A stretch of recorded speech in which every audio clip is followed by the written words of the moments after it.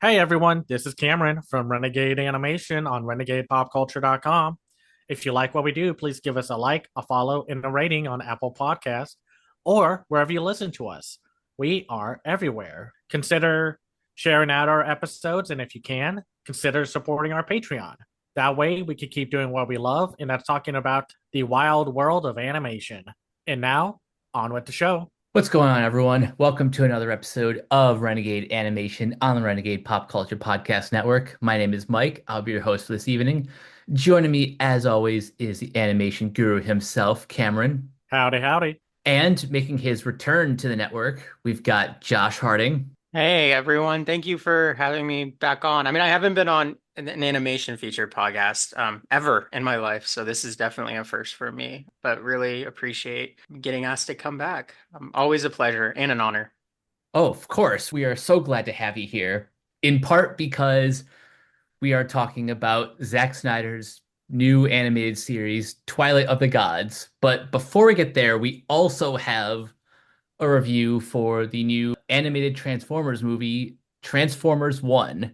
Cameron, would you like to describe the plot for this one? Alrighty, so Transformers 1 is the fascinating origin story of our favorite transforming robots. We are following the Greek tragedy that is the bond between Orion Pax, who would become Optimus Prime, voiced by Chris Hemsworth, and D16, who would become Megatron, voiced by Brian Tyree Henry. They yearn for a life that is grander than their energon mining careers have given them. And through a turn of events, find themselves in the outskirts of Cybertron due to the actions of their leader, Sentinel Prime, voiced by John Hamm, and are stuck on the surface along with Alita, voiced by Scarlett Johansson, and B127, voiced by Keegan Michael Key, aka Bumblebee. They will go on an adventure and find out the honest truth of what happened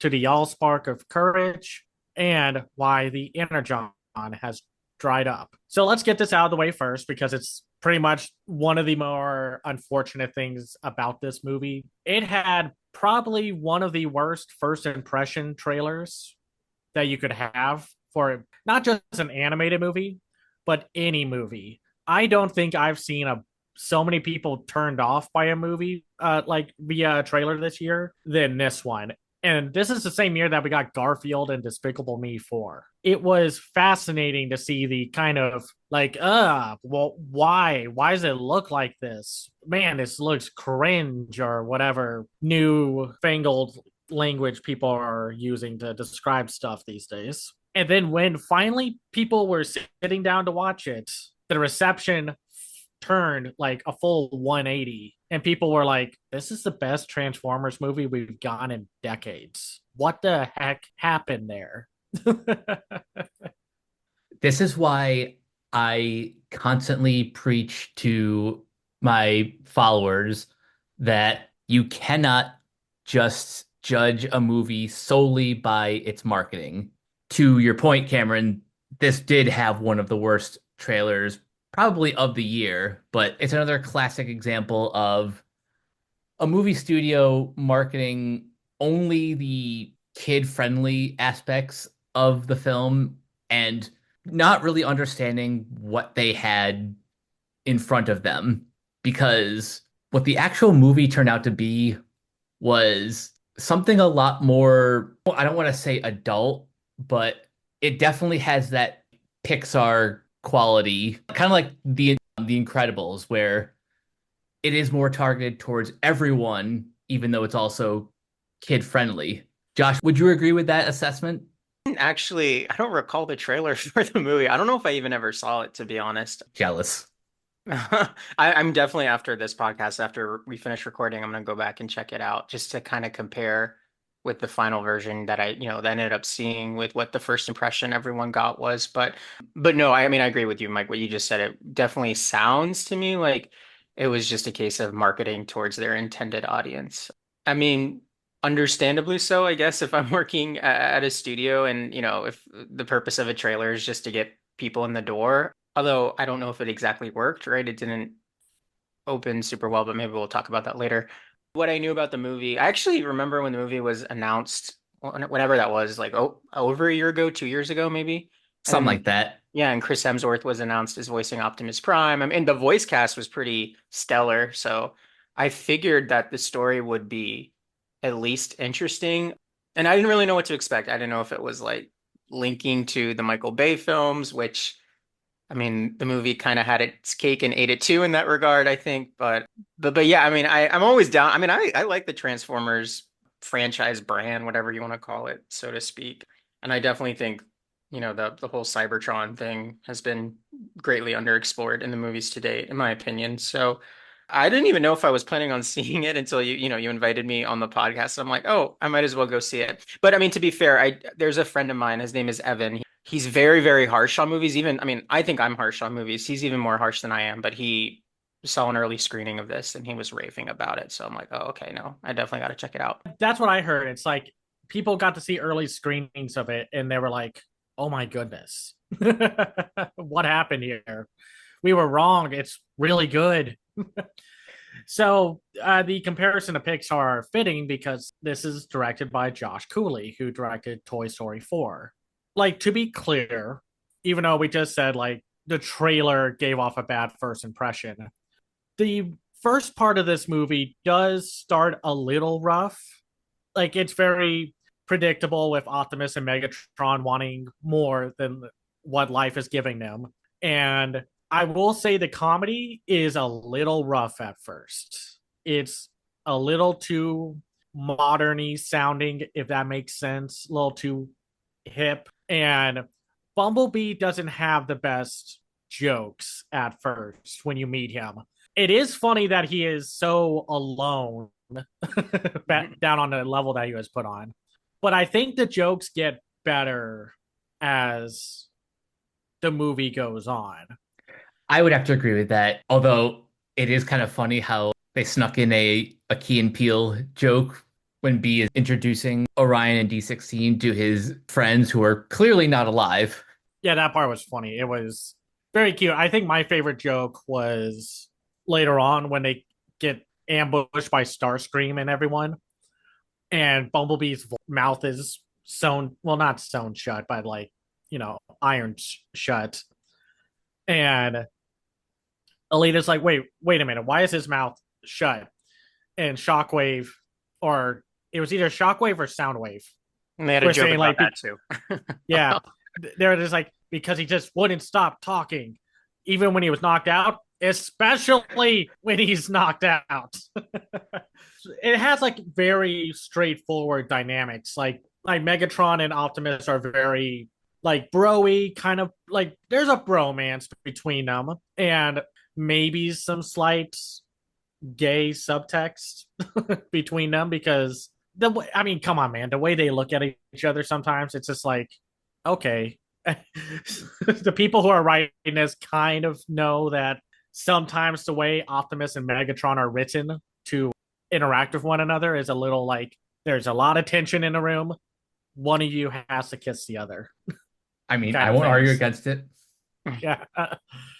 Especially when you have a really good-looking female robot voiced by Scarlett Johansson, who's kind of surprisingly second fiddle. It's like, It was amazing. There was no romance option. And not that romance was never a thing in the Transformer franchise. There are a few comics that dive into like the queer romance aspect of it all because they are, well, they're robots with, and sometimes there's no real gender spectrum for them. And some of the recent Transformer series also explore that also, especially the one on Paramount Plus. But when we get to like them getting on the surface and they find out that when they meet Bumblebee, they find this little map thing that had an SOS signal from Alpha Trion, one of the primes, saying like, hey, we need backup, this was an ambush, we get help, find us in this location. And by the way, he was voiced by Lawrence Fishburne. Great casting. Yeah. Good casting all around for this one. And they finally get to Alpha Trion and they learn that it was all an ambush. The primes got slaughtered all because of Sentinel Prime. And because of just very much blood hunger. Well, whatever you call blood in Transformers, I guess energon. I don't think there's much blood for because they're robots. But anyway, and right around the halfway point, this is when I think the movie takes a sudden shift in what I think everyone was expecting. Because sooner or later, we were going to learn how Optimus and Megatron became enemies. And it's all in the ways they react to the news of Sentinel Prime being the villain and giving all their energon, this species of alien that I don't think we see after the big reveal. Like they don't go back to Cybertron or anything. They kind of vanish after that. Or Mike, do you remember if they show back up again? I don't think we really see the quintessons after that. They really just show up for that moment to set up the reveal that Sentinel Prime is a liar and he is where all the corruption began with the Transformers. I mean, it's weird because this was before we had Autobots and Decepticons. So there wasn't really a villain group per se outside of this invading alien force. But even then, they're not really the focus of the movie because then the shift turns to Megatron slowly becoming more blood hungry and rage filled as time goes on because Optimus is like, I can't believe this. We have to, do the right thing, stop him, turn him in. Megatron's just like, no, man, I'm going to shoot him. My whole life has been a lie. My inspiration has been a lie. He has kept us enslaved. He took our cogs that prevented them from transforming. Really compelling stuff. Like I said, it's a Greek tragedy of the rise and fall of two friends. And then when we get to like the actual part of like them getting back, taking down Sentinel Prime and such, maybe it's just because this is Paramount and I wasn't expecting a very graphic movie because I mean there were some points in this movie where they were like showing some Transformers getting pulled apart by magnets but not, dying. And there was one off-screen decapitation, but they upped the violence. I was extremely shocked sitting there watching like multiple points of like Optimus Prime getting a chunk of his body blown off by Megatron.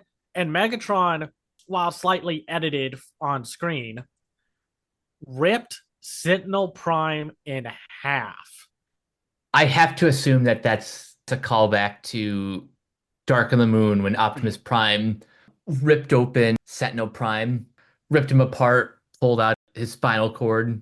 That's the more PG version of that, but still, they did not pull punches, at least within the PG guidelines.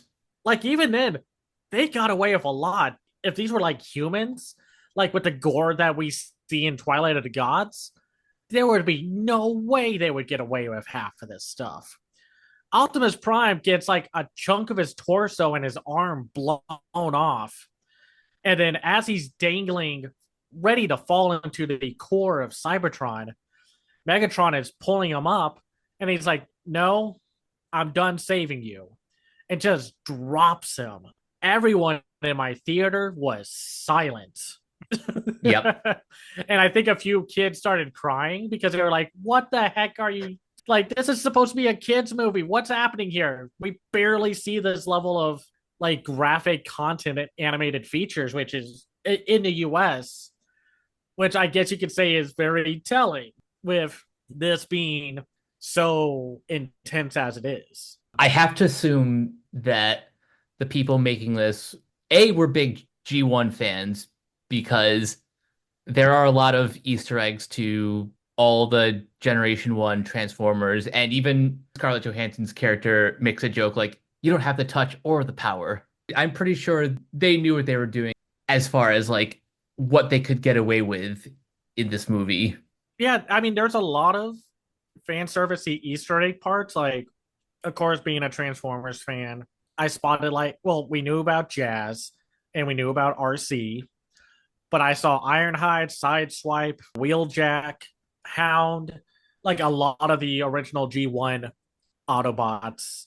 Didn't see many Ratchet of the. got name dropped too in Oh, the oh yeah, he medical did. ward afterwards. They said something like take him to Yeah, uh like take him to see Ratchet in the yeah, medical. exactly. Yeah. Well, first of all, shout out to the fact that this movie remembers there are more female based Transformers outside of RC because Alita is a very important figure. There are a lot of female Transformers, but with the live action films, it's always like RC and that's it. I mean, I know like the Michael Bay films introduce some uh female quote unquote characters, I guess. Not really characters, like the Decepticon from Revenge of the Fallen or that one villain that Yeah. nobody remembers from I think the last one Yeah, the that Michael last Bay night. directed. Hmm. Oh, yeah. Quintessa, right? I guess Yeah, that was yeah, or something like that. And I still remember. Yeah, I forgot who said it. They were like, "Oh yeah, we didn't have that many female Transformers because then we'd have to answer too many questions." And it's like, what questions? These are giant talking robots that transform. People weren't questioning their gender in the first place. Like, you wouldn't have to have an excuse to have like this weird, sexy killer robot in Revenge of the Fallen, but to have more than just RC, bite me. Like, Quick sidebar. Have you ever seen Lindsay Ellis's video essay analyzing Michael Bay's like Transformers films from like gender theory, from queer theory, from all these different like yeah, uh no, I remember those. yeah, she And did a really good. I can't really remember exactly what she said, but she brought in the comics and everything, and she was looking at like the lack of female representation in those movies and what it implied. Pretty fascinating. But I agree with you. Yeah, it was. I was pleasantly surprised to see. I remember Scarlett Johansson being announced for this, but I seem to forgot somewhere between that announcement and all the way until now that she was in the movie. So it took me a second to place that was her voice. After like her first or second scene, then I knew it was her. But I was like, oh yeah, well then I knew right then and there she's going to be a central character. So that was a nice, pleasant surprise for yeah, me personally. and she was a good character. I liked her in the movie. I mean, I liked a lot of the actors in this movie. I thought Scarlett had a little more fun with her character this time around. I loved the moment between her and Optimus where she's like, "Listen, I'm better than you at everything," and Optimus is like, "Thanks." Just kind of like not knowing how to take that. But of course, she says like, "Except you are better than me at optimism and hope," which of course is how he gets his name, Optimus Prime. Yep. And listen, I understand people finding the designs kind of off-putting at first, but when you find out the reason they look a little wonky and the expressive faces are a little weird if you're not used to Transformers emoting a whole lot, I understand why people got a little turned off by the visual designs, but story-wise, it makes sense. I get why they went with it because of how, of course, they had their own identity stolen from them from Sentinel Prime. Because before they were all activated, Sentinel took out their Transformer cores or their cogs, I guess, and left them in these very basic bodies because then they couldn't rise up or become stronger or a threat to Sentinel. Oh, and shout out to the oddly satisfying performance of Starscream, voiced by Steve Buscemi. Finally I get would an explanation for why his voice sounds the way it does. I was a little shocked because at first I was like, "Oh God, really? Another celebrity casting bit?" Which is funny because Steve Buscemi has been in the Michael Bay Transformers movies. He played like this weird junkyard robot, snake oil salesman robot that shows up for like a minute and then bails out of the whole movie. But I liked his character. I liked that Starscream was this very stoic warrior, which is very different from how he's usually shown because he was not ready or willing to serve under anyone else but himself. Now we can finally build up to why he is, well, like in the original G1 series, willing to call himself the leader every time Megatron made one little mistake. Megatron could slip on a banana peel and Starscream would be like, well, I'm the new leader now. All hail Starscream. And I also liked John Bailey as Soundwave. John Bailey is, the voice for the Honest trailers, and he's also done some Transformers voice work as well. I Hmm. also liked Jason Alvarez, who played Shockwave, Isaac C. Singleton Jr. as Darkwing, and Nessa Liguori as Arachnid.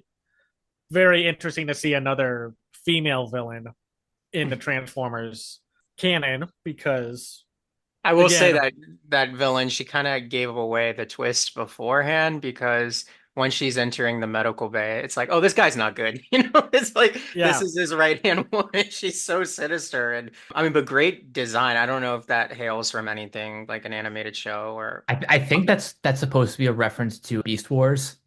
oh, okay. yeah, I think she's like, if this went on, and I forgot, did she die in this movie? It's been a moment. I don't think Um, she did. No. so then like that would mean if this went into Beast Wars territory, she would become, I think, Black Arachnia or something like Probably. that. The one thing I would criticize this movie is that it's very predictable in a lot of ways, and it's not a very original story. With that said, the drama is really why this movie works as well as it does. It falls into prequel territory where like kind of like X-Men First Class, you know where the story needs to go, but it's all in the execution. That's where its strengths lies. Like I mentioned earlier, I couldn't really tell if this was like a fresh reboot, when they were starting all the way from the very beginning, or if it was supposed to lead into something. And honestly, I'm not sure still having seen it. I mean, Sentinel Prime right there, he was a villain in Dark of the Moon, voiced by Leonard Nimoy, right? But Yep. Yeah, yeah. yeah, and this one, it was kind of, I think that also was like, okay, I'm expecting him to be a bad guy. It's like I was surprised that he was, killed off in this one. So I'm like, all right, I guess this doesn't have to do with setting up the Michael Bay films because it seems like even like Rise of the Beast, which came out last year, can't really they can't get away from that, even though I feel like they want to because of the general reception to those movies, which wasn't entirely positive. But then yet you still have the same Steve Jablonsky musical cues being played in this. So I'm still a little vague on what that connection is. And honestly, I don't really care, to be honest, but it's just something that crossed my mind. The tonal shift surprised me. Like I wasn't really thinking it was going to go into such interesting territory, I guess, for lack of a better term.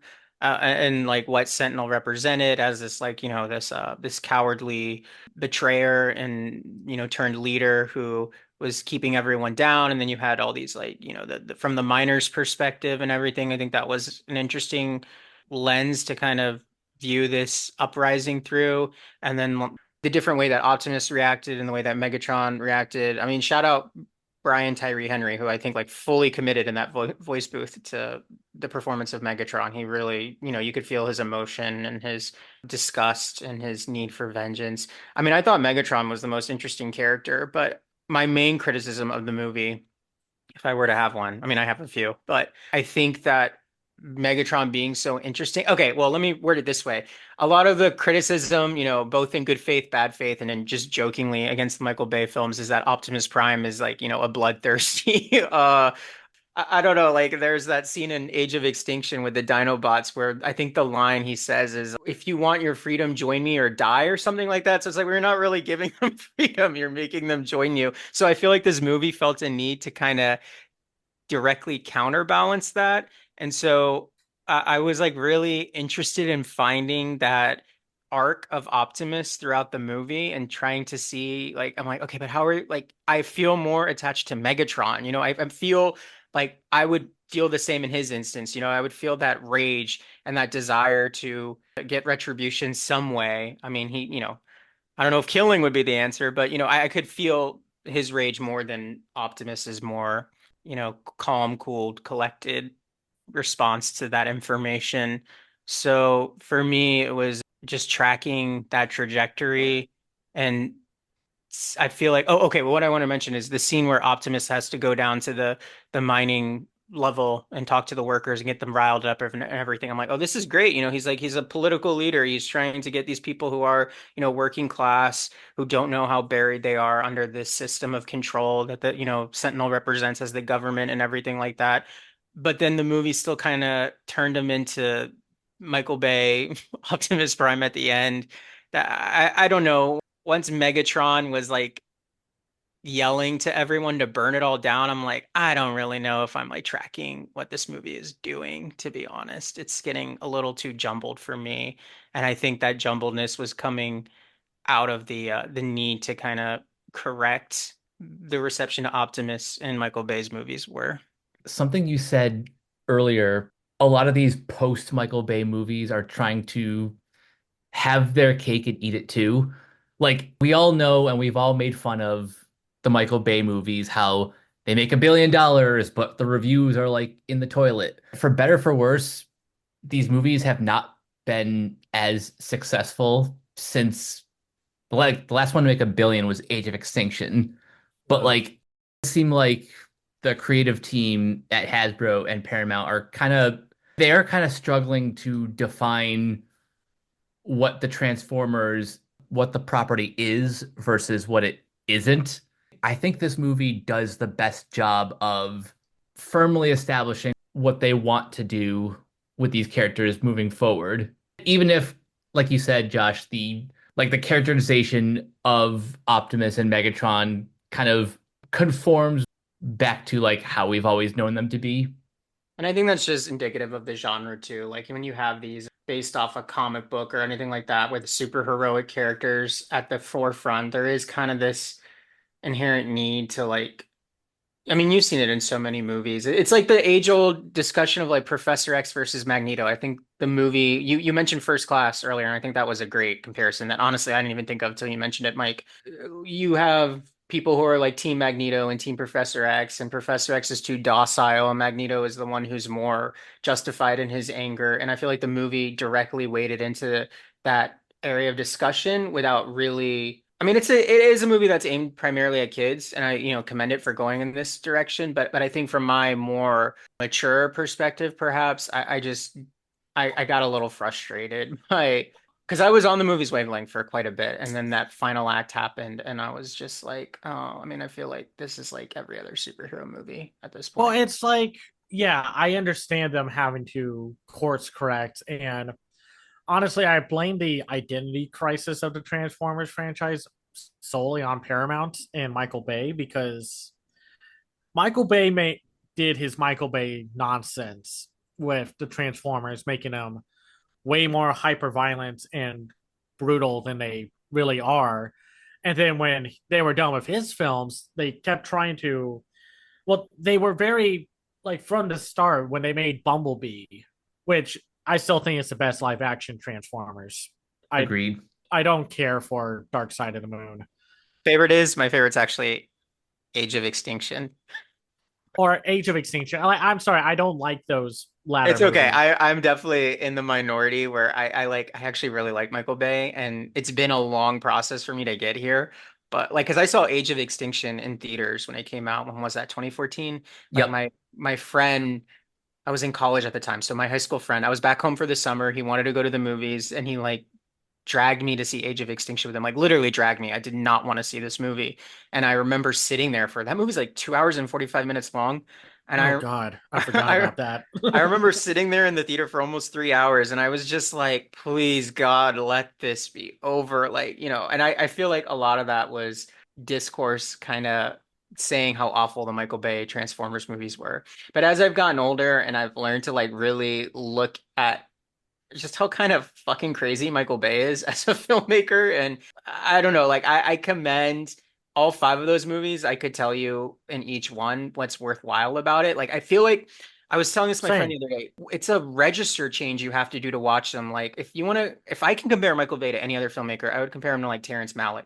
He's so it's not like any other movie ever made. And when you watch it, you have to kind of like flick a switch in your brain to get on its wavelength and understand it on its own terms. But I will say I could totally understand people who like Transformers from like their childhood, who've read comic books, like, who have seen, the 1980, what was it, 84, 86. 86, thank you, 1986 animated movie, which I still have yet to see. So I'm not like beholden to the series. I don't know who all the characters are. I went through a phase when I was like in seventh grade when I was into Transformers, but I didn't retain a lot of the information I got at that time. So I could totally understand people who like it and want like to see a fully fledged Autobot character with depth, which I know that the series is more than capable of delivering. It's just that we kind of haven't really gotten that until arguably now, and Bumblebee before that, right? Like Yeah. where Transformers are actual full-fledged characters. They're just not there for the spectacle. I mean, like that was the problem with Bumblebee was it was meant to be this big reboot. Like, okay, we're hitting the reset button and we will start anew. But then it really didn't start anew, or it was like compromising with how it was tackling this new story. And then Rise of the Beast or whatever it's called came out, and it was just like, no, we're still kind of stuck in the Michael Bay era, especially with the design in the art direction for the how the Autobots and Decepticons looked were much more Bay inspired. Well, they were like a compromise between Bumblebee and Michael Bay's Right. That's a good way of designs. describing it. Yeah. And it just made everything worse because, man, how they do my boy Wheeljack so wrong like that, man? I mean, I like the design, but Wheeljack is one of those few Transformers that has like a distinct facial look and head look. And it's like you take that away and you give him glasses for some reason. Never understood that choice. And this is just coming from a guy who really likes Transformers. And I don't hate Michael Bay. I just don't like Michael Bay's style of directing for these films. And like I'm not on the hate train with him or the Transformers films. I agree. I think there are some things to like about him. I will die on a hill for John Goodman as Hound in the Michael Bay films. I think that's perfect casting of who his character is, even if it is very much his character from Big Lebowski, but as a Transformer. I guess to me, like, let me just so I can walk through this to understand maybe the issues maybe y'all have with how things turn out for this movie. I guess I didn't have much of an issue, just like because Megatron, like after he kills Sentinel Prime, it's like we're going to run Cybertron with no ruler, but you still have to step in line. And Optimus is like, no, we're just going to live freely as one. And yet Megatron was still holding on to that hate and grudge to be like, no, we're not going to follow your rules. We're going to do what we want. And then he got And banished. That was my thing. I'm like, but like then when Optimus banished him, I'm like, come on, dude. Like this is like I get it, but it made Optimus made me not really think he was this aspirational heroic person. It made me seem like, no, I'm the one in control. This is what's gonna happen to you because you're not getting in line. Later, I mean, that's me digging really deep into a movie that probably isn't begging you to dig that deep into it. But I was like, oh, this Optimus is kind of just an asshole like every other version I've seen so far. well, okay, but Megatron was literally going to put everyone under a tyrannical dictatorship with his rule. But I guess It's like the same thing with Killmonger, the same thing with Magneto. It's like you have these characters, these villains that are sympathetic and honestly are more applicable to like real world uprising and like how people react to that. And then you just end up making them like, oh, they're genocidal or they're going to become a dictator or something like that on top. And it's like, I don't really think if we're looking at like real psychology, this doesn't track with like, for the most part, with what goes on in the real world. I don't think. But it's like, it's in modern day blockbuster writing, it's this need to like humanize your villain in this way.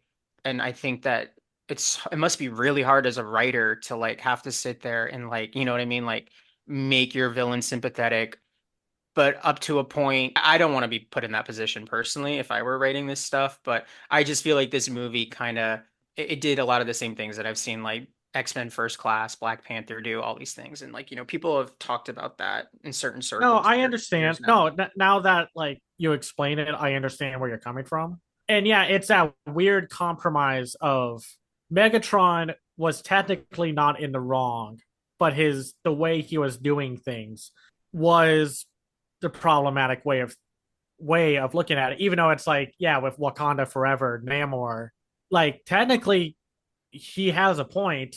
If the government just left him and his people the F alone, he wouldn't be on his warpath, but then he still has to be the villain of the movie.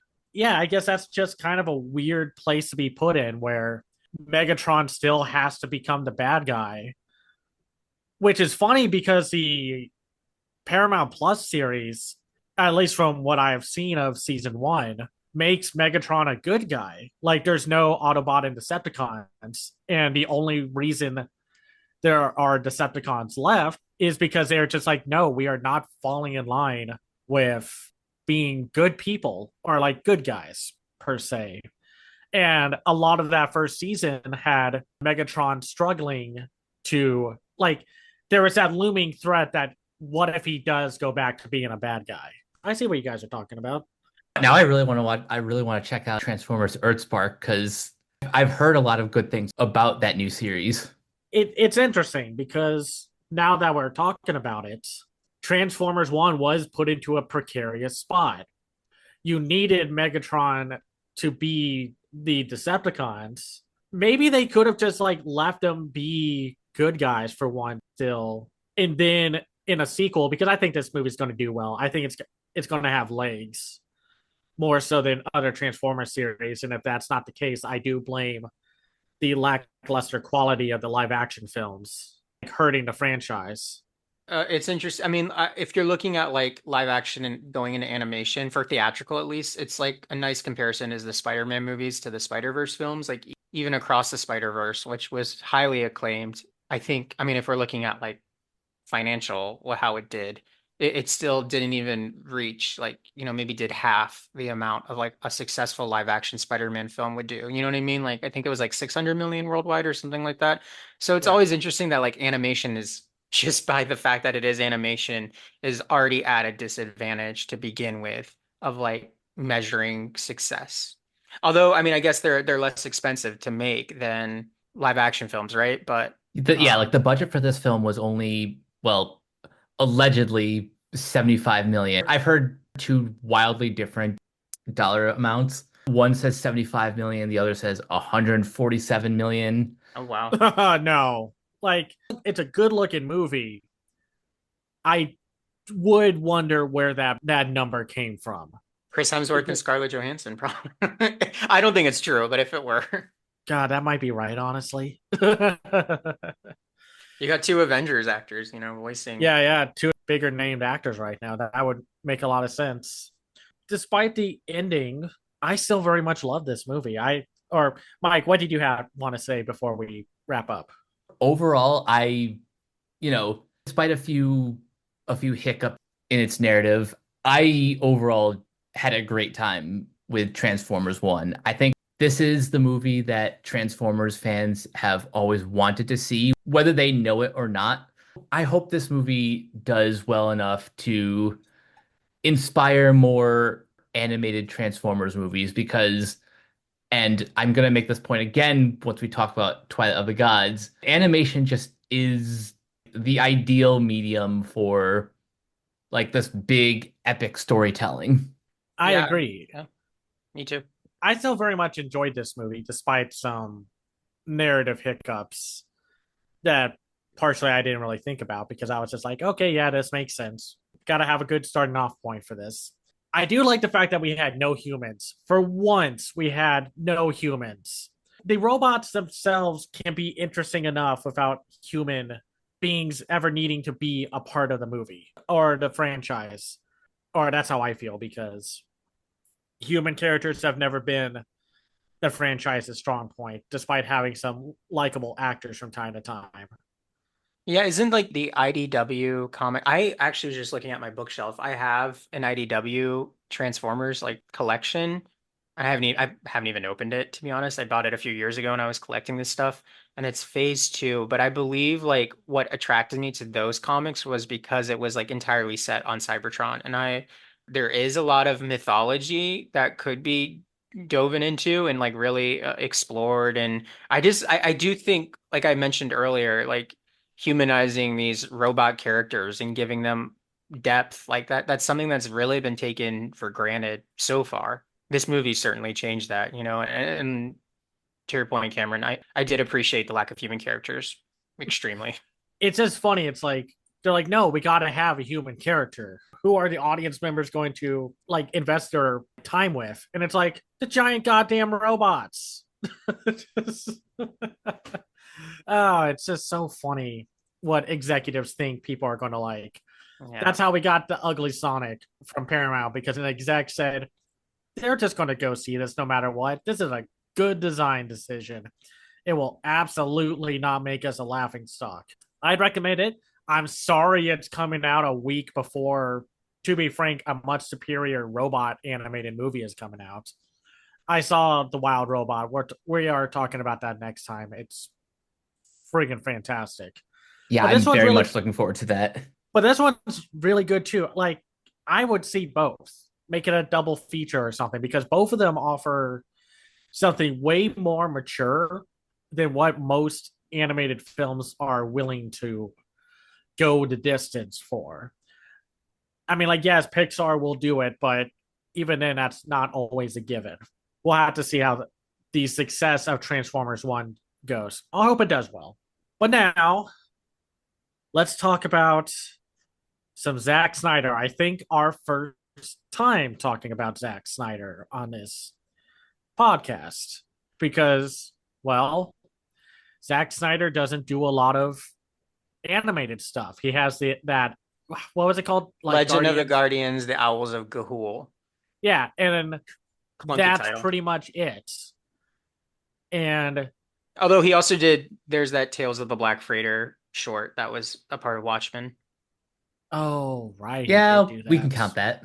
Yeah, but outside of that, he's mostly been a live action filmmaker, even though a lot of his style points and ways that he likes to tell stories, and of course his action beats, would have served animation very well.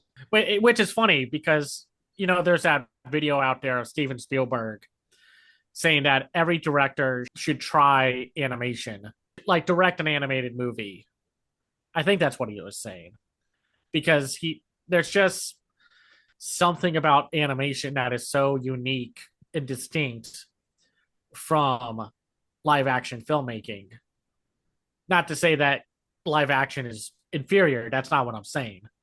It's just you can do things in animation that would either cost too much or be hard to pull off with a live action. And I'll be honest, I'm not always the biggest Zack Snyder fan.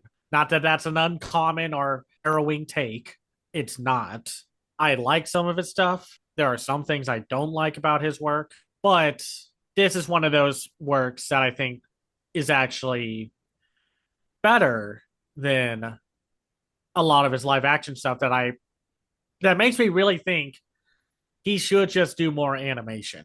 But that's just me.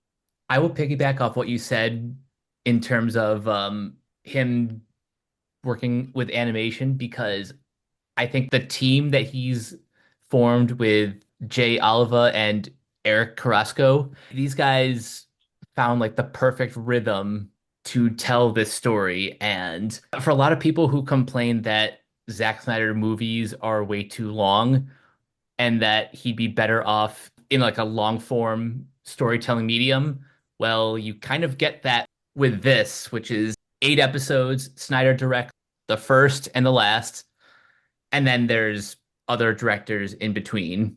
Like Jay Olivia shows up 2 different times, and he's mostly known for those DC animated films. Yep. Yeah, and his relationship to Zach is he was his storyboard artist on I believe Man of Steel, BVS, and I think also the Snyder Cut, Justice League. I could be wrong on that last one though, but that's how they kind of have a connection with each other. That's how they develop their shorthand.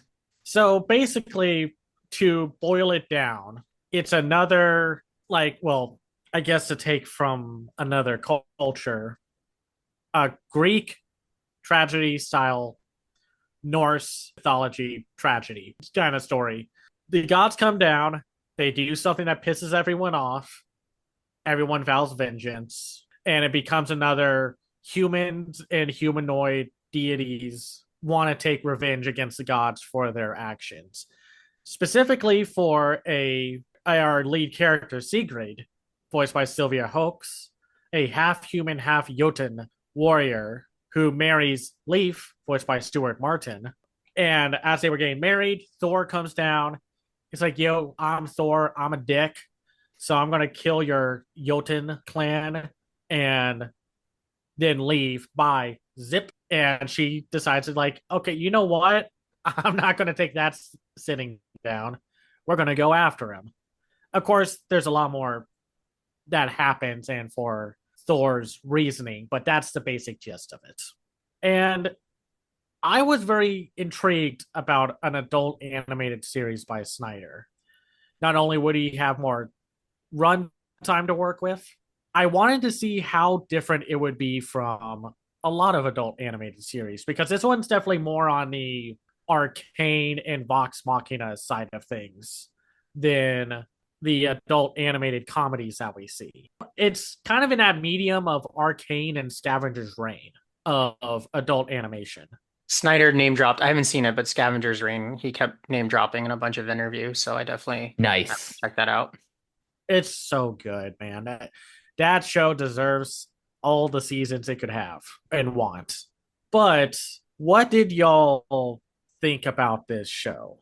Josh, I'll give you the floor first. Oh, really? Oh, okay. Thank you. I don't even know where to begin. I'm a huge Snyder fan. And again, similar to Michael Bay, I like him way more than Michael Bay. My journey to appreciating Snyder as an artist, especially, has been a long one. I used to think he was a hack and terrible. And then around the release of the Snyder Cut, I saw the light and went back and reevaluated his work in a different context. Even though when I was younger, like 300 and Watchmen were like the greatest thing ever to me. So I had an interesting trajectory with him, but I definitely am someone who thinks he works much better in long form storytelling. I love when he releases a 4 or 6 hour movie, and so 8 episodes of something that he spearheaded was very appetizing to me. But I will admit, it wasn't like high up on my radar of his projects this year. I was way more dedicating my time and energy towards the Rebel Moon director's cuts, which released over a month ago. I saw the first 2 episodes of Twilight of the Gods about 2 months ago. I was out in LA for a trip and I managed to get a ticket to go to a pre-screening for this, and Zach was there. So was Debbie, his wife and producer, and Wesley Collar, who also was an executive producer on the show. And Nice. we went to Netflix's headquarters in LA off Sunset Boulevard, and Zach met everyone. Like we got a meet and greet with him, which was pretty freaking crazy. Like he took time to meet with every single person who came. I got a really cool poster of Sigrid covered in blood, holding Thor's head, decapitated head. Which is Nice. kind of a misnomer because it ended up not happening in the show. I was expecting, I'm like, is this a spoiler? Is she gonna cut off his head later on in the show? And spoiler alert, that ends up not happening, but yet at least. But anyway, so we saw the first 2 episodes. My plus one was a friend of mine who lives out in LA and had never seen a Snyder project before. I mean, he saw like 300 Ooh. years ago when it first came out.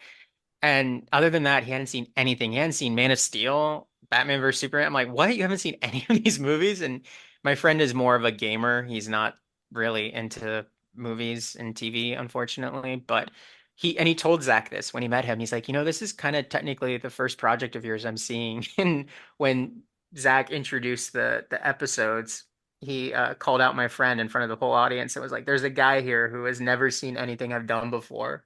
And he said, maybe after you watch this, you won't want to watch anything I've ever done again. No, my friend ended up Oh, really, my friend loved it. And just from the first 2 episodes, he was fully on board. He was fascinated. He compared it to like D&D, which I think is really apt. And speaking of D&D, I don't know if you wanted to talk about this more later. oh There yeah. is like a very clear, direct I think it's intentional. Like there is a Dungeons and Dragons element to this, as there is with Rebel Moon as well. I mean, his two projects this year, I think they're very much in conversation with each other. There's a lot of similarities amongst them, not just the whole getting the team together thing, but there's like a whole episode. My personal favorite episode of this series is episode 6, where it's these characters, they take mushrooms and they're just telling stories to each other around a campfire. I And did like that episode. That it's was a probably my favorite. Same. it's a great episode, and it's just it directly mirrors a moment he has in chapter 2 of Rebel Moon, where the characters sit at a dinner table and they tell each other their backstories the night before battle, just as this takes place the night before battle. So I find that recurrence across his two projects this year very interesting and worth noting. Interestingly, though, I've noticed a lot of critics of his work don't like that. They don't like the telling stories and showing us flashbacks, but I think he's just trying to get at something primal about storytelling in those moments, perhaps. And to go back to like when I saw the two episodes 2 months ago, I was so like rattled from having met Zack Snyder and like talked to him, and then my friend getting a call out and everything. I just like I couldn't really process the first two episodes. I just the things that stood out to me were the sex scene under the Northern Lights with the full animated genitalia. I was like, holy shit, this is like hentai. It's so I was like really startled by that. And then of course Thor massacring Sigurd's family at the wedding was visceral. But other than that, I like really couldn't process what was going on. But I think that also is because the show itself is so dense. Like I don't know about you both, but I had to watch it with subtitles because there's so many names and locations and different races of beings, and it's extremely dense. And if I like watch everything with subtitles, me too. so like that's just something I've gotten used to. I think for the past like 5 years now, it's just been my go-to. I feel like you kind of have to because let's talk a little bit about the acting here. On one hand, like when I was starting watching it, I was like, I don't know if I like the voice acting here. But as the show went on, I thought they did a really good job. Like I was not very fond of Sigrid's voice actor, Sylvia Hope. Then I was just like, okay, but there's she's technically not bad though. So what was distracting me about it? And I don't know if I really found a reason why I wasn't liking it until later. But then when everything started and going, I did end up liking the performances that they got. They have a very distinct voice cast with this show, but we'll talk about that in a moment. So yeah, let's talk about this little D&D connection thing because this was the first thing I came up with as a takeaway from watching this show. Not only because of like how it has a very tabletop RPG campaign setting in terms of its premise.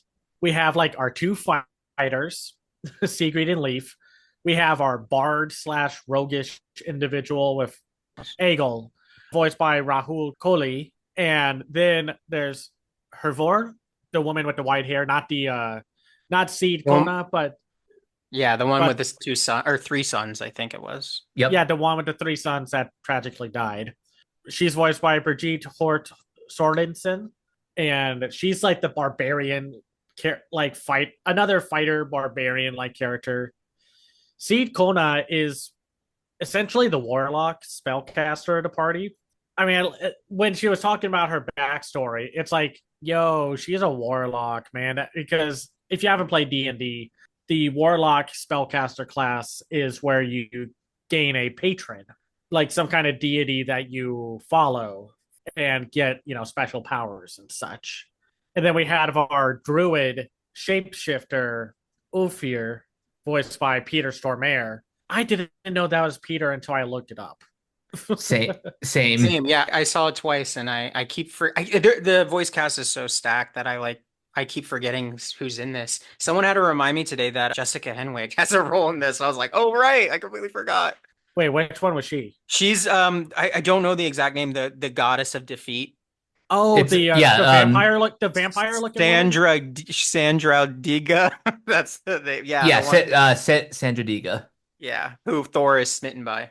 Oh, and Tuve Thor. Lo's in this as well. It's like so random the names on of people who are in this show, and it's I like Corey Stoll has a small role in this. Yeah, he plays that one villager who kept oh, what's her name?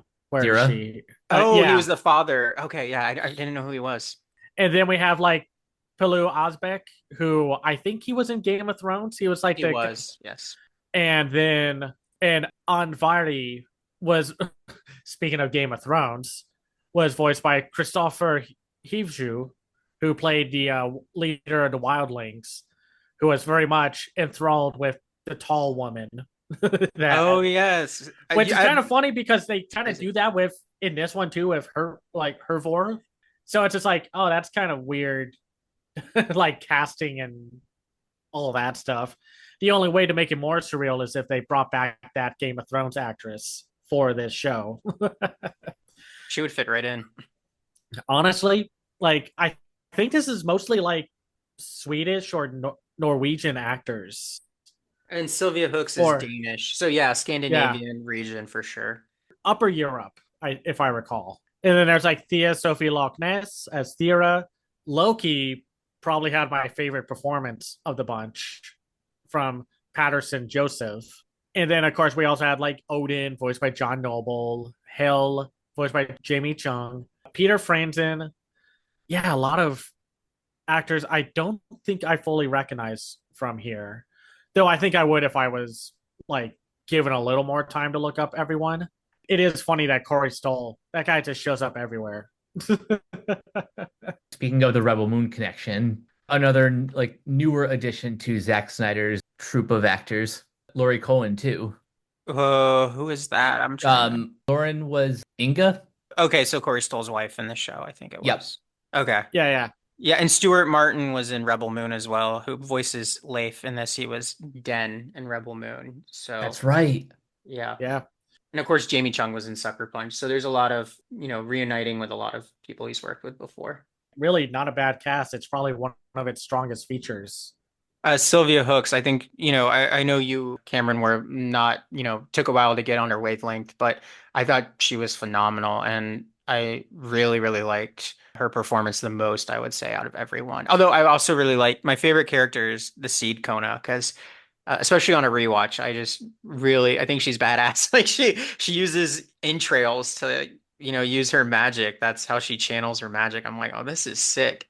And I was reading up on the Seed Kona and what they represent, and like it's not just Norse mythology, but like Germanic religion. They're these sorceresses who were actual people in real life who used wands and stuff like that, and had a direct connection to Freya specifically. So I'm no expert on Norse mythology, but I could tell that like Eric Carrasco, Jay Oliva, Zack Snyder, their whole writing team really like looked at Norse mythology in depth and just kind of took whatever they thought was cool out of it and we're like, let's put it in the show. Let's do this with it. Let's do that with it. And it just creates this whole. I saw some people making like the Game of Thrones comparison, which I think is kind of easy to make because of all the sex and nudity. But I got major Lord of the Rings vibes from this. Like, Well, it's I like a mean, grand fantasy epic. So that's exactly, yeah. But like very specifically, like I think Tolkien was inspired by Norse myth, so I think they wanted to reference that. Like some details, just that I know, like Odin's huntsmen, the Bolvekkers are what they're called. They are very similar to the ring wraiths. Like when they're trying to find Sigrid, it feels like the Village of Bree and Fellowship of the Ring. Vanaheim felt very similar to like a Lothlorien to me, and the king of that place, like he was practically an Ent, the tree guy who yeah, yeah. I got major Lord of the Rings vibes more than like Game of Thrones, to be honest. But Yeah, actually, I was kind of thinking the same thing. Like this had yes, it had like the sex and violence of Game of Thrones, but it had like the depth of its world building, like the same way Tolkien built out the world of Middle Earth. And it's kind of funny how this is coming out as Rings of Power season two is on the air as well. Honestly, just a huge sucker for these sort of like high fantasy action adventures. And as someone who doesn't really know a whole lot about Norse mythology, I'm now more interested now that I've got like a pretty big taste of it here. Honestly, I'm a little spoiled by the fact that one of my favorite games of this decade so far is God of War Ragnarok. So Mhm. I was a little, I like the designs of this show. I think they're very cool, very distinct. We'll talk about the art style and animation later. I was a little bit bummed out that Thor was just kind of another buff guy when kind of the distinct thing about like Norse mythology and just mythology in general is not everyone was like a chiseled Adonis in terms of like physique and look. Like he was just like he was a big dude, but he was still like strong in Ragnarok. He was still imposing and like he had a presence to him. Thor in this one is more like a sociopath, which makes sense because you could say whatever mythology you want to talk about. The gods all seem kind of vindictive, terrible people. Oh yeah. To kind of support the design of Thor in this, I guess he does look very much like the Marvel Comics Thor, and I think that's intentional probably because I did when I first saw this, I'm like, oh, I feel like there's this undercurrent of like kind of like a fuck you to Marvel because it's like you've taken characters like Thor and Loki and you've I don't know if sanitize is the correct term to use, but you've made them like icons in pop culture, but it's not necessarily indicative of how the myths really were. So I think Thor immediately showing up and kind of looking like a variation of that Marvel Thor and then ending up slaughtering everyone, it kind of does seem like a very Zack Snyder thing to do with like the whole deconstructive angle that he always goes with his movies. You know, it's like let's take this iconic figure who's now in modern pop culture, but let me deconstruct him by returning him directly to his roots and showing how vicious he was in the original myths and everything like that. So some See of it the in things the eyes, you can tell immediately that he's the second he lands, he's just laying waste to everything. Now, to be clear, it's just a design decision, and this is a lot of like Zack Snyder has a look that he wants to go with. I'm not going to say it's rule of cool because I feel like sometimes that can be used as a very dismissive way of talking about certain things. Like he looks cool. That's what matters the most. Like I said, I'm biased because I really love God of War Ragnarok and I just love the design of Thor for that one. But yeah, I could see like to your point, Josh, I can totally see this being like they're flipping the typical look now that, you know, Thor is part of pop culture and such because of the Marvel version. And it's like, okay, let's make him a killer this time. And well, they did.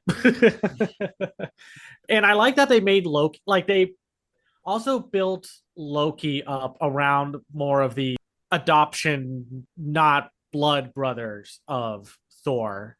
The pointed ears make me think he's like a dark elf kind of individual, but he's partially giant, and I think like I mean there is some dialogue that specifies that it's not dwelt upon a lot. And I've seen the show twice now, so I had to there's so much detail in there that like I'll be honest, the first time I watched the show, I was like kind of so confused what Loki's motivation even was throughout the whole show.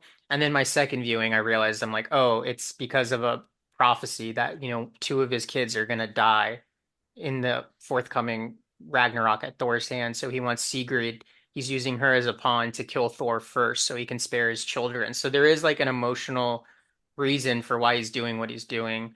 But there's also details around Thor and his bad blood between Loki that hasn't been explored yet because it, you know, it takes place the events immediately preceding the show. Like, why did Thor come down to Sigurd's wedding? Why is he looking for Loki specifically? That's never really explained in the show, at least not that I could see. So I assume that would go into more detail should there be a second season.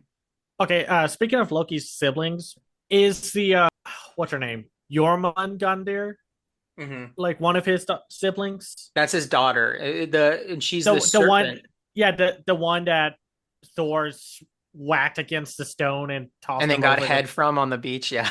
Oh God. Okay, yeah, that. I was like, okay, is this the same person? Because I don't know, man. How does that work? Where it's just like Thor is just like, I know I beat you to an inch of your life, but you're also kind of hot. Maybe we can, you know. But Loki offered her up or told her that she would have to like I think that was my understanding is and he felt guilt about it. So when they were trapped in that giant godhead or whatever that was Yeah, yeah. in Vanaheim, Loki was feeling guilt because I think he wanted his daughter to seduce Thor so she could avoid that fate. Like I don't know. That was my reading. I could be wrong, but That sounds pretty close to what happened. No, I really liked Loki, and I mean, I liked the characters when they kept developing them by the end. But one character I liked throughout the whole show was Loki. They made him a more tragic, nuanced character than what most properties are willing to go with, making Loki. And of course, you know, we all know about the Marvel version, which, mm. listen, I love the Tom Hiddleston Loki. He is still by far and away one of the most interesting characters from that universe and franchise. But this is a better Loki, hands down. A way more complex and nuanced Loki. Like he's still his trickster god self, but there's more weight to his reasons, his history of like what happened with his family and such. And the episode that made me really love Loki in this version is episode 5, titled The Scapegoat God. This is where he and Life go on that journey in the god's head. And yeah, it's just great storytelling there and great sort of unpacking of what Loki is after, why he is the way he is, and what specifically he has against Thor. Patterson Joseph did a really good job with the character. I probably some of the best acting from the show came from him. I mean, he has some voice acting credits, but it's not a lot. And Yeah, I think he's more of a theater actor, right? yeah, he's more of a theater Broadway actor and a author apparently. So Oh, nice. yeah, no, my favorite characters of the show were Seed Kona, Egil. the Egil. Sorry, I keep saying E, and I want to say it's E, but I know it's pronounced more of like an A. And I liked his backstory that's connected with Leif, and even though he doesn't get a whole lot to him, the constant mystery of like Ulfir, it's Peter Stormare's character. Like I was just waiting for that needle to drop because, like I said in our group chat, some of these characters get a little more discussion and development over others, and Ulfir was the one that I was mostly talking about because he was Mhm. just the cool shape shifting werewolf druid guy. And then they finally unleash his backstory and his connection with Seed Kona. Yeah, in a really interesting way. I mean, I don't really know what it was. He ate some kids or something. I don't. I'd have to rewatch that part to Yeah, it's like see. very interestingly delivered. They're all on mushrooms and like she's levitating while he's telling his story and he's repeating the same lines over and over again. You're like, whoa, what the hell is going on here? One thing I want to shout out is the I saw a thread from I think it was one of the writers on the show or a consultant or something. They mentioned that Eric Carrasco, the head writer, he explicitly wanted the gods in this show to not speak like humans or sound like traditional Shakespearean with their language, like like the Thor comics did. So he had Yeah. them speak exclusively in ancient skaldic verse, which I mean, if you go back and watch the show, whenever the gods talk, there's a specific chant meter that's like 4 line stanzas or something like that. I was just reading the thread on Twitter that this writer posted. He was saying that every time a mortal and a god share a scene together in the show, like say for instance the end when Loki's talking to Sigrid and she asks him why and he explains, the god is still speaking in that metered verse.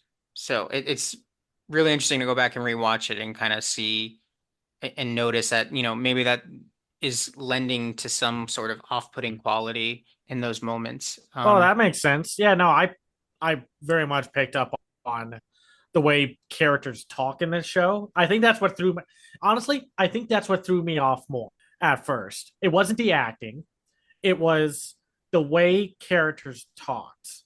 And hearing what you just said makes all the sense now. Because honestly, that's some Robert Eggers stuff, like Yeah, exactly. level Yeah. stuff to do, Yeah. because if he was making a show, he would absolutely do that. Which is pretty Mhm. freaking crazy that they, just wild to think about. Also, Hans Zimmer did the score for this. I thought the score was pretty great. The score was honestly excellent. Probably some of the best stuff that Hans Zimmer has done in a very low-key way. Yeah. Like the In a music low-key itself is way. no, like the music itself was it fit that epic tone that you wanted, especially in the finale, like during the big climatic battle. I thought the score really stood out there. That climatic battle was freaking crazy. It was like it was it was crazy. the scale of the show got pretty huge pretty quickly. And even though it was, a good long form 8 episodes, I still wanted more. I was like, damn, like the fact that I can watch this all in a day and it takes these animators and the writers and the actor, everyone to like 3 years, I think it was to make this project. Just like, come on, like 3 years of work that I just quickly consume in a day. It's like that it's that it's the time Netflix dilation. way. Yeah, I guess so. But I but mean, it, I'm not saying that as a positive. It's like the frustrating part. It's the Netflix way. Years of work pushed out into a weekend, yeah. and And then the show lives and dies on the success of that first weekend. I mean, yeah, I've been seeing a lot of chatter for the show more than I anticipated, but that could be because my like Twitter feed is curated to only show me that stuff. I don't know how many people have watched this. I hope it becomes big. Like I haven't seen Blood of Zeus or Castlevania even, like the more I haven't even seen Blue-Eyed Samurai yet. I really need to get on that. Oh, you would love Blue-Eyed Samurai if you like this. Definitely check out that I and will. Blood of Zeus if you need that Greek mythology complement to the this Norse show's mythology. Norse Yeah, mythology. Oh, I will for sure. I hope those shows got second seasons, right? I don't know if Blue-Eyed Samurai yeah. is getting a second season, You but know, it is. oh, Both okay. Blood of Zeus is getting one more season after that. Like, so it's going to be like a 3 season kind of thing. Oh, nice. Yeah, I think this show, 3 seasons would be perfect because like you could have season two where it's like the lead up to Ragnarok and then Ragnarok is the final season. I think that might be where they're going, but I have to like I want them to have a second season for this so badly right now. Yeah, no, the way they end, it's like that's not like a ending to the series. Like that's a Yeah. cliffhanger. Oh. That's something that I've kind of been frustrated with Zack Snyder recently. Like his last three projects, Army of the Dead, Rebel Moon, this all like end on these really interesting cliffhangers, I feel. And there's always like I don't know, the odds are never in the favor of like us actually getting a follow-up to this stuff. I mean, we'll have to see. It kind of depends.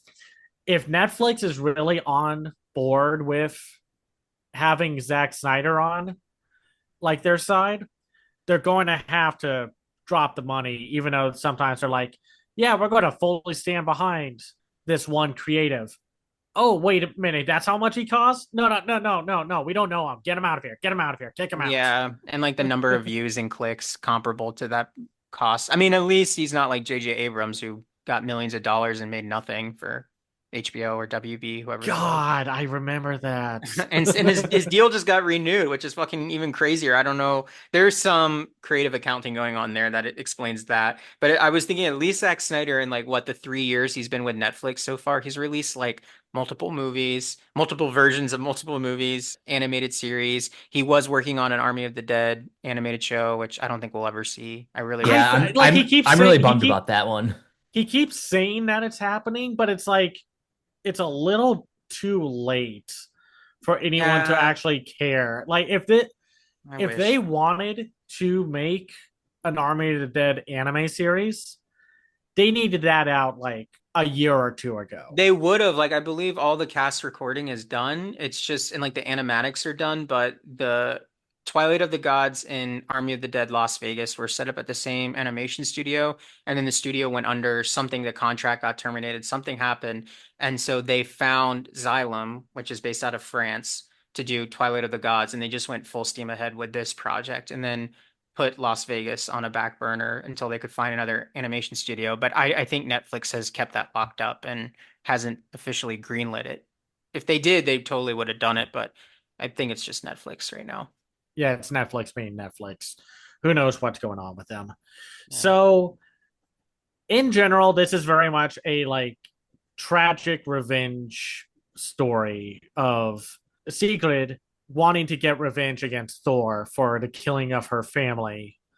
And what would you say this does more in a more interesting way, like with this kind of story? I think the fact that it's probably just the fact that we're following a strong female character for the story. Usually these sort of revenge thrillers are a little bit more like male centered, but the fact that Sigrid is like this just really strong warrior out for revenge, I just think her character arc is just something very fascinating. We'll also add to that the relationship between her and Leif took some really interesting turns that I wasn't expecting. I thought they would be like strong as a rock together the entire show, and there was just some interesting dynamics there that came out, like her thinking he was too much of a coward for kneeling too often, and him going from being the merciless to the merciful, and then back to being merciless. It was like a really interesting dynamic, and then she at towards the end she stabbed him in the leg to like keep him away from her because she wanted her revenge so badly. So I think having a relationship at the core that wasn't so one note really helped keep it interesting. And I particularly like the moment in the last episode where Sigrid was like, she's talking to Leif when he rejoins the battle. And she says something to the effect of, even Loki has motivation beyond revenge. He wants to help his kids, his family escape this fate that has been written for them. And she's like, all I want is revenge for, oh no, she says, he's worried about the living. I'm only worried about the dead. And then Leif is just like, well, Thor can die for both. He's like, go get your revenge. I really love that moment between the two of them. And I think it was a really beautiful culmination of that entire thread of like, has Sigrid lost herself to revenge? Is there something more worthy to kill Thor for? And then she ends up finding it, and she wants to rid the world of the god's influence, which, spoiler alert, we know happens. Jesus takes over, which was a truly wild moment in that finale where, Odin has this nightmare future vision, very similar to Zack Snyder's Justice League, by the way, when Cyborg gets before they resurrect Superman, he sees what's to come, which we're never going to see, but hopefully we'll see it with Twilight of the Gods. I think that's a really beautiful ending for this series, potentially, is like the Norse gods being replaced by Christianity. Oh, that would be kind of interesting to see what happens and how that works. Odin was the seer, like the guy that Seed Kona talked with near the end, and then of course lost her life to. And he was doing that thing where he was like three separate individuals, right? Yep. Like that was him. I'm just saying this as a joke. I think one of those three individuals, the brave, the noble, the wise, I think, or whatever the three separate versions were. I don't know, man. How wise can you be when you're the one with no clothes on? But I don't know why it was so weird to see nudity and sex in this show. Maybe it's because it is not as flippant with it as something like Big Mouth was with like its portrayal of like nudity and sex and whatever. Like here, I think I was just caught a little off guard with how they portrayed nudity and sex in this show. It's presented as very matter of fact. Like this is just how they operate.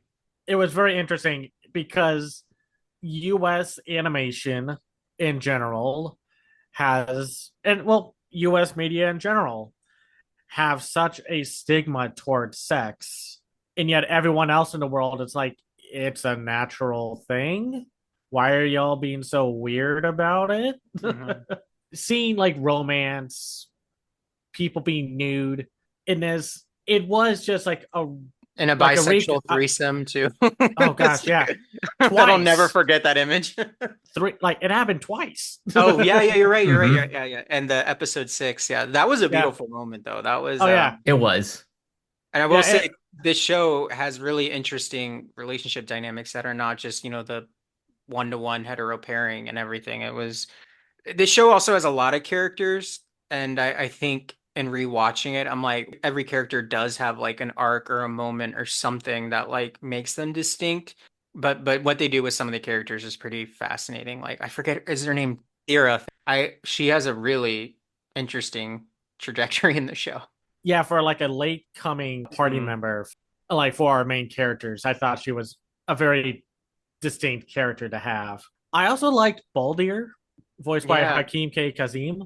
Just the way he was used in the show, just being like, yeah, if Thor did something where he decided to go on a bloody warpath, Baldir was just like, God dang it. Okay, hold on, I'll clean us up. Yeah, but then he deliberately tells him that doesn't tell him that Sigrid is still alive because I think the show never confirms this, but he probably like secretly yearns to be free from that dynamic. And Oh, then I think he does. spoiler alert, he ends up sacrificing himself for Thor, which kind of frustrated me. I was like, oh, come on. Yeah, it's like I wish either the episodes were longer or we got more episodes in a single season because I feel like, yeah, this is one of those shows where you have to rewatch it twice, like again after you watch it to pick up on everything. And There's not an ounce of fat. I'll tell you that having seen it twice now, I rewatched it today. I'm like, wow, there's really like there's no downtime in the show. I mean, there is like episode 6 is all downtime, but it's downtime with a purpose to like right, explain characters and everything. So the show doesn't have an ounce of fat on it. This could have benefited from what Invincible does. They have their episodes are about like 40 to 42 minutes each. Pretty much it's written like a live action drama, but still has the production pipeline of animation. I think that would have helped decompress some of the storytelling in the show. I think it I would agree. have I agree. because then it becomes like so sudden when like shit hits the fan. Like Anvari died, I was like, whoa, wait a minute. Or like Old Fear died, like half the party dies. I completely forgot Ulfir died when I watched it again. I was like, oh wait, he dies at the end of, it's Or happened did he so die? quickly. Because sometimes it's like, okay, he got whacked really hard, but he's still alive. Unless he got his brains bashed in. Yeah, and then Uh, also kind of another maybe critique is like Hervor's death. Like so much time was spent on that, and I was like, oh, I feel like I didn't really get to know her that well. Besides, like her the the three three sons. sons, yeah, and like Sigrid is so devastated at her loss, but Sigrid was kind of an asshole to her throughout the whole show to a certain point too. That's kind of nitpicking. That's all I really have. It's very I just have nitpicks a lot. Okay, so let's talk about the animation here. So this was handled by, let's see. Xylem. It was weird to hear people compare it as like a lesser cartoon saloon style because of, I mean, I kind of get it, but I don't think I fully agree with it being anywhere near the famous Irish animation studio. I think this is more connected to like how some art styles go for like the Netflix Carmen Sandiego series or like how some indie series design their characters. Very limited like outlines and line work within their designs. Very straightforward designs. There's like I wouldn't call them complicated designs except for maybe Ulfir because of just the whole man in a wolf suit. Yeah, like I said, I don't agree with it. I think it's a very distinct visual look for its art direction. I actually like the art direction in this show. I like how the characters are designed. I like the certain details like Sigrid's tattoos. And again, the eyes are always very distinct, especially Thor, who you can just tell from looking at him that he's not someone that you should trust. No, not one bit. I By the also way, wanted oh, go ahead. there is a really cool moment. I wrote it down in my notes here in episode 3 when the Odin's ring wraiths or whatever you call them are chasing them. There's like a cool shot where I don't know how to describe it. It whips to like different planes of each character getting on a horse and riding away as they're being chased. And I just thought it was really well animated and really cool and something I hadn't really seen done before. Like a shot that I mean, I'm sure it's been done in animation before. I'm thinking more so like if this had been live action, you couldn't have done something like that. So I think that point I'm trying to make is like the action scenes were like pretty incredible. I mean, episode 4 when they're fighting the dragon was just 5, 6 minute long sequence that was pretty well sustained and incredibly well animated for an action sequence, I thought. Yeah, no, there are definitely some moments where they slow down the framework. And listen, we're not going to talk about it, but if you think the animation looks bad here, I get that like it can look a little stilted and stiff sometimes with how these characters move, especially when it's not like a big action sequence. But I don't think it looks that bad.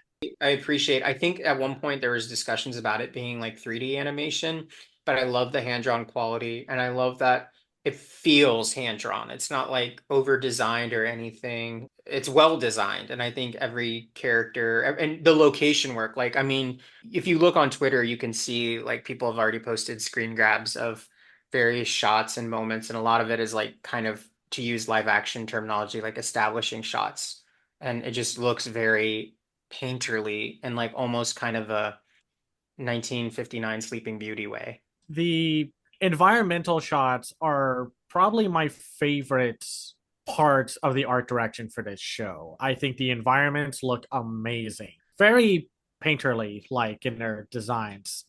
Reminds me more like honestly the visual look of this show reminds me more of like the Banner Saga. I don't know if y'all have ever played those games or not, but it reminds me of how that show makes these huge, grand landscapes that you travel across. It's gorgeous stuff. The action is very good. Like I said, I think Snyder's action like way better in animation than in live action. I mean, I like how some of his action is shot in live action, but I think he can get away with more when he hasn't having to worry about where to swing the camera, having to work around, physical limitations and such. What's Going to say? back to the Steven Spielberg clip where he says like all directors should try their hand at animation. The reason why he says that is because it gives you a better idea of what you want in the frame. And I think that's why I think Snyder could benefit from doing more animated projects because he can have more control over everything that he wants to tell. Well, I think that's And also why he's now his own cinematographer in his live action projects, because he is looking for that control in what he's putting in the frame and everything. I mean, he's gone on record as saying that. So, but that's definitely speaking to what he's after as well. I did like Hell's design. I loved her constant rotation of alive and dead, like of her Oh face yeah. changing. Like it's a very cool touch to see that. Like at first you think it's like, oh, that's tragic. Oh, okay. Don't know how that works in the whole love making aspect of all how you make a baby that can constantly live and die and not, die. Like but it's North mythology. Mythology can get weird. I like yeah, how there's a moment where Hell says she only takes the liars, the cowards, and the cunts, and Sigurd's reply is, "I am only one of those." Some that's really funny good. lines in this show. I was fairly shocked about this show's tone. Not that like I think it's bad or inconsistent. It's a lot more light-hearted in some regards to what I was expecting this show to be. I think when people hear Zack Snyder and Norse mythology, I guess some people were expecting more of like a grimdark kind of approach, like his 300 work or his original version of Justice League, like the one that he got to make it finally actually make and such. But this show is very funny. And then, like, out of the blue, sometimes he'll just be like, well, Mike, what is the observation you made about Thor and what song was playing? And Oh, when he was walking down Valhalla like he was hot shit. so episode 7 opens with an acoustic cover of MC Hammer's Can't Touch This. And I picked up on that like immediately as I started hearing the lyrics. I'm like, wait a minute. And get it because Thor and Hammer and come And like on. everyone's fleeing from him because he just woke up, and they think like even his son like flinches when he comes up to touch him, and then Thor's in a particularly good mood for whatever reason. Well, we saw that early on when I think it was Baldur talking to Thor about something, like just warning him about what will happen to him. And Thor is wrestling with his son, and his son is able to beat him. And the son is really proud. And then Thor just slaps him. Yeah. And it's like, wow, bad dad alert here. Another detail I loved. Sorry, I'm just reading through my notes here. Yeah, yeah. Loki, when they go to Nidavellir to first meet with Andavar, the dwarf, and get the weapons, Loki opens the mouth of the tree monster guarding the gate and just spits in it so the group can understand its speech. I just think like a little detail like that really stood out to me and just that's pretty clever.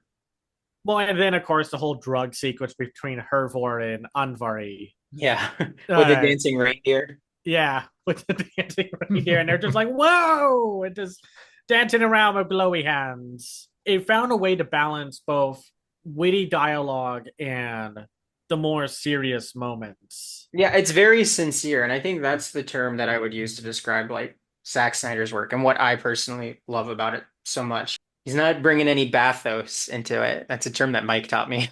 It's definitely very much there's conviction in its storytelling, and that's increasingly rare to find, I think. I don't know if animation has that so much.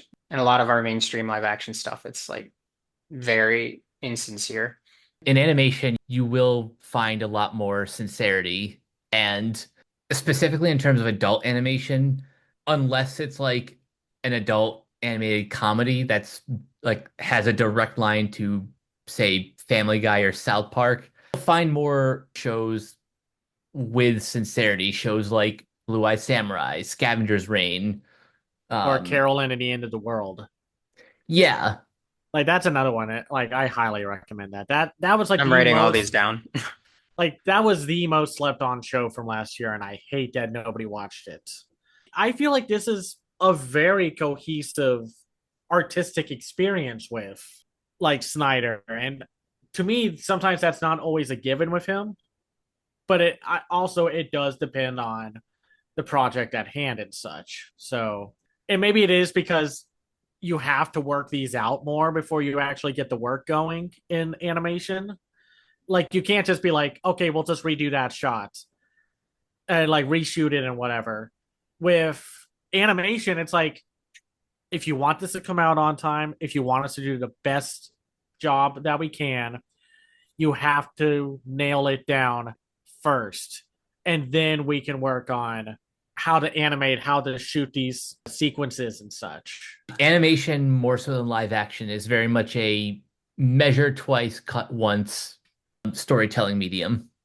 Because otherwise, you get the Spider Verse situation where, Mm. shockingly, Lord and Miller seem to kind of forget how animation works because they were so indecisive about how they wanted certain shots to go and such.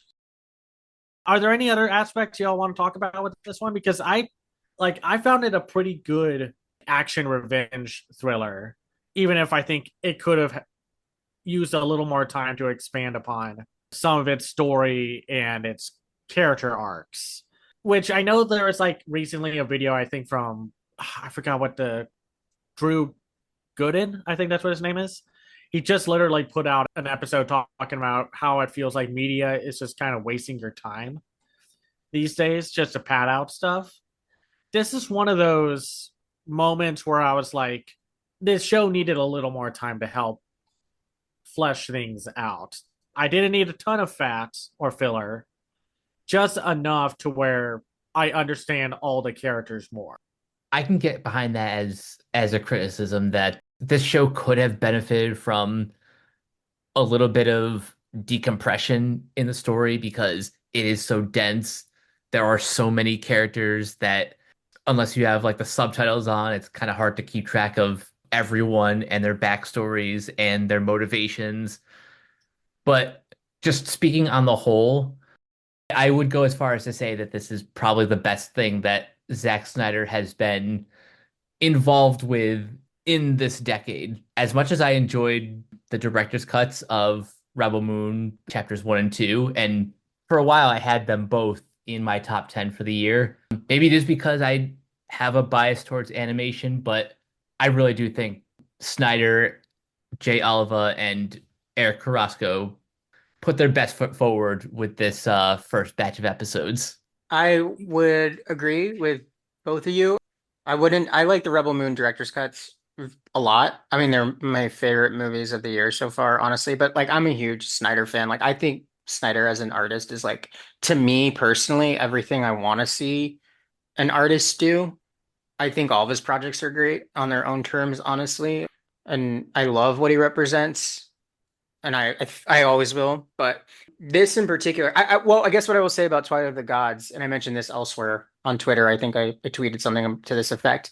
This is like very much like a Rosetta Stone for understanding Zack Snyder. And like if someone had didn't know what he was about as an artist, I would honestly tell them to just watch Twilight of the Gods because it has everything. I mean, it has like the romanticism, the strong female central character, the obsession with myths.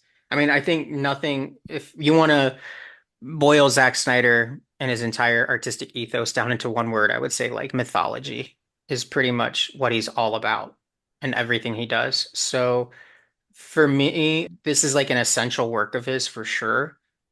And I really hope he can continue to work on it. And, we get a complete saga from him finally, because we've yet to get one from all of his, with his DC superhero movies, with Army of the Dead, with Rebel Moon. I mean, it's not looking very good for that. So this, I hope it has, it finds its audience. And the people who have watched it have seemed to really, really dig it. So that bodes well. I just hope, I don't know what the stakes are when it comes to animation, specifically with Netflix. I haven't really been following it, but I really hope this does well and that the story can continue. And if and when it does, I will, watch it as soon as it drops for sure. It's up in the air. Like, on one hand, they want to look like they're supportive of animation. And then they're like, cancel 5 or 6 animated projects and downsize their animation production team for reasons, and yet keep all of the stuff that I guess does well enough for them to keep going, but I never hear anyone talk about. Animation's in a weird spot right now with streaming, and I hate to say that that's what's going on with it. But But I will say the good thing about streaming and animation, at least my understanding, is it allows for adult animation like this, like Blue Eye Samurai, like Blood of Zeus and Castlevania and all that stuff. Because this show, I'm not very well versed. I mean, I was writing down the other shows that you mentioned, and I will definitely check them out. Like adult animated series. I mean, because I think the last animated series that I watched was during like the quarantine days of the pandemic. It was Troll Hunters. Did you ever watch that? I watched a I little bit of it. need to get around to that one, but It's I've phenomenal. It's absolutely phenomenal. And Guillermo del Toro is like one of the main creatives behind that. But that series is incredible. But it's more, it's not adult animation. But I definitely want to check out more adult animation. This is kind of hopefully going to act as like the gateway drug to getting me more into that. Oh, and when like I think in press leading up to the release of the show, Zach and Jay Oliva and everyone else was, stressing that it was adult animation. But I think a lot of people took that like, oh, like, sex and violence, that's why it's adult. But while I was watching, I'm like, no, this is like adult storytelling because of how dense it is, because of how, even though the show is only 8 episodes, the characters are still relatively pretty complex, like more complex than you would get in most other live action or animated, endeavors pretty much. So I commend it for that as well. Like I didn't feel I felt like sophisticated watching it, honestly. Well, that's the thing. Adult animation does not have to mean shock jock value comedy or edgy sex and violence stuff. Adult is mostly a means of like taking time to really flesh out characters, focus on drama. It's not just what you see as the like unfortunate reputation an adult animation has in the space of animation fandoms. So just to piggyback off what you said earlier about the advantage of adult animation in the streaming age, platforms like Netflix and Amazon Prime have allowed creators to diversify what adult animation can be capable of. And given the weird state that the animation industry is in right now, I hope we still are able to see more shows like this. The more diverse storytelling we get, like the healthier the industry will be overall. Exactly. So if you are on the fence about Snyder, or you just want to see some new, distinct adult animation, and even as like one of the few new shows this year that's not based off of a pre-existing IP or is a returning show, which I told Mike before you got here that it's like that's so weird to think about that there's just not a whole lot of new shows, like new original shows this year so far. It's mostly been just returning shows and what have you. Like if you want to see original animation, you have to get watch stuff like this. You have to make sure it does well, but Mm. we will just have to see how that goes. But I'm glad I gave this a watch, and it made me want to give Snyder more of a chance to see, like, to watch his stuff again and see if I come away with the reaction I did with this show. So Oh, you should. I mean, I'm just saying I'm biased for sure, but he's like one of my favorite filmmakers ever because he is like he's creating on his terms. He beats to the tune of his own drum, which is what an artist should do. right, right. Well, I think that's it for this episode. Next time we will be talking about the Wild Robot, and it'll be the last episode for a few weeks because then I'm going to be busy, and we'll see what happens. But next time we will be talking about the Wild Robots. Which I'm very much looking forward to. But until then, first of all, Josh, thank you for joining us. Where can everyone find you online? Yeah, thanks for having me. I'm on Twitter at let me make sure it's like the actual. I have different usernames on different profiles. I'm pulling it up right now. Okay, yes. I'm on Twitter at Josh Harding, JoshHarding77. And I also run a podcast of my own. A Tenet podcast. So if you're into the movie Tenet, it's called Time Runs Out, the unofficial Tenet podcast. Also on Twitter at Time Runs Out Pod. Nice. And Cameron, where can everyone find you? Twitter, Blue Sky, and Instagram at Cam's Eye View, and on Threads as well. I also have a website called camsiview.biz where I review animated films and shows from around the world called The Other Side of Animation. I also have a Patreon at patreon.com/camsiview. That's where you can find me. And you guys can find me on various social media sites at Captain K42. You can check out my quick thoughts on letterboxd.com/Coach K42.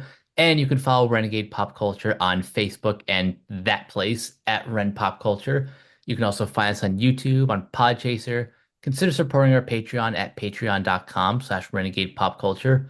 Listen to all of our podcasts on Spotify, Apple Podcasts, or wherever you listen. And last but not least, everything can be found at renegadepopculture.com. Need an escape? So do we. That'll do it for this episode of Renegade Animation. We will catch you guys later. Peace out.